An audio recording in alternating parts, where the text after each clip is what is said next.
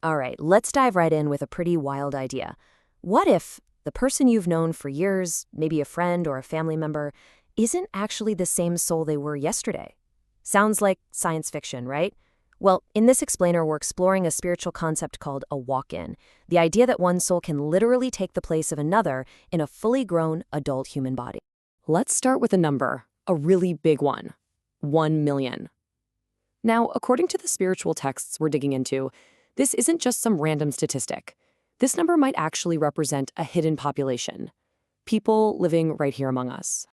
And there you have it. That's the estimated number of walk-ins supposedly living on Earth right now. Think about that for a second. 1 million individuals who, according to this belief system, are not the original soul that was born into their body. They're living out lives that someone else started. So that obviously brings up a massive question, right? What in the world is a walk-in? Let's get right into the definition from our source material, because there's one word here that's absolutely key: consensual.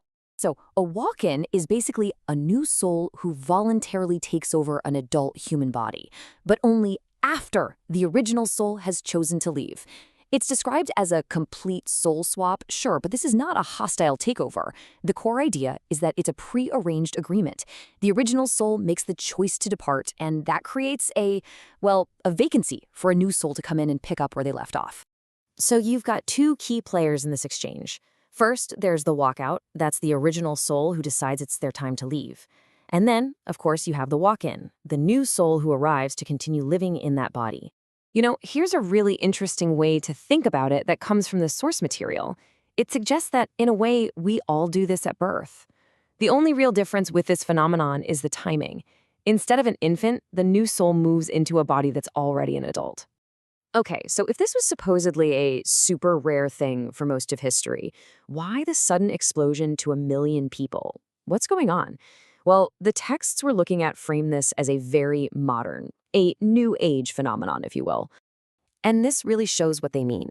The idea is that we are in this very specific, really concentrated window of time for walk-ins. For most of history, super rare, almost unheard of. Then, bam, a massive spike in the last few decades.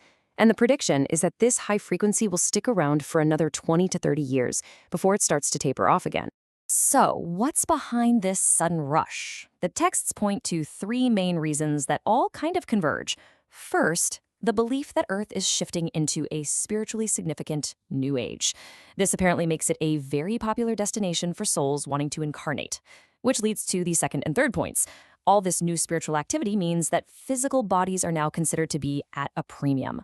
They're like valuable real estate that shouldn't be left empty if the original soul decides they're done. All right, so let's get into the mechanics. How does a soul exchange like this actually happen? Because according to these texts, it's not nearly as simple as just flipping a switch. It's described as a really, really complex and delicate procedure. And I find this analogy just fascinating. The idea is you're not just flicking a soul out and another one in. The very essence of one soul has to be carefully removed from every single cell and replaced by another.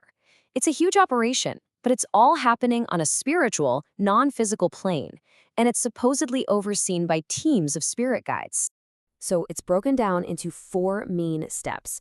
Step 1, there has to be a mutual agreement at the soul level. Both souls have to be completely on board. Step 2, spirit guides apparently check out the body to make sure it's healthy enough for the transfer.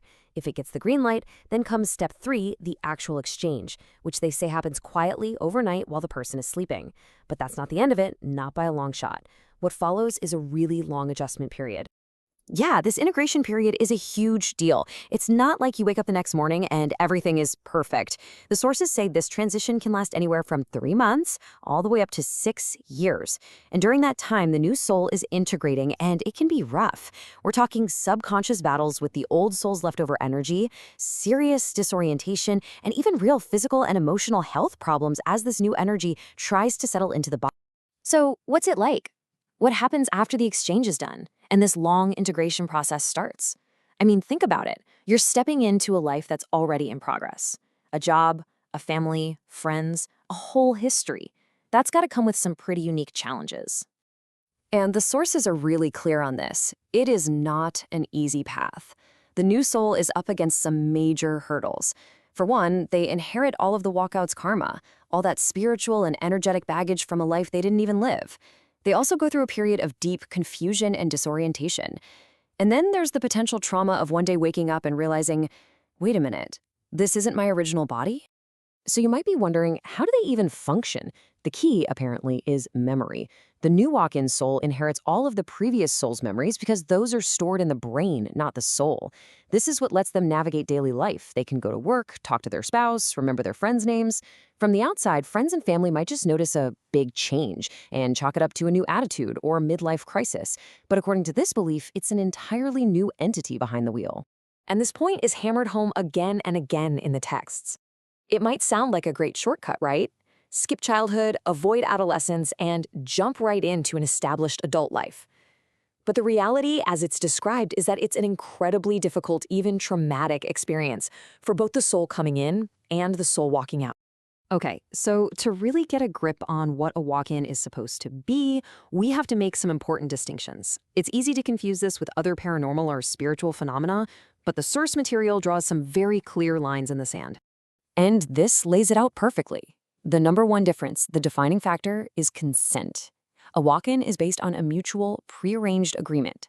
That's the total opposite of possession, which is described as a forced, non-consensual entry. And it's also different from something called overshadowing.